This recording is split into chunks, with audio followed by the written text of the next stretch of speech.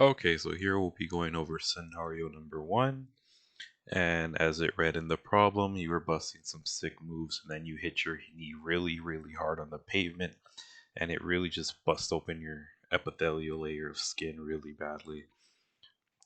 This black line is a representation of the epithelial layer skin, and this is your knee hitting the curb. It gets all bloody, blood gushing everywhere. And then what is the first thing that nearby bacteria does? They're getting ready to infiltrate. All the purple dots are bacteria. They're getting in. We want to prevent that from happening. So when the bacteria does get in, that causes mast cells and basophils to appear.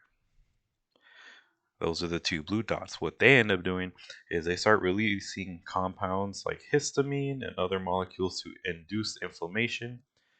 Histamine will dilate the blood vessels. Heparin will accelerate fluid flow, and isoniates will cause vasoconstriction to make sure we don't lose too much blood. There's other compounds that will also, compounds, molecules that'll come in and help as well others that help really accelerate inflammation to make sure that it makes this a very vital point to the rest of the body. But you'll see those little blue dots; those are being released by the mast cells and the basophils. And then right after this, or right around this time, you're going to start seeing complements.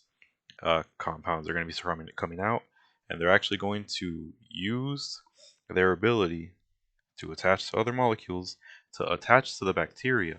And what this does, it pretty much sends out a flare. It's like a tag. So that way, all of your self cells will actually know, hey, this is a foreign object. We need to get rid of it now. So at the front lines, of course, we're going to have our neutrophils.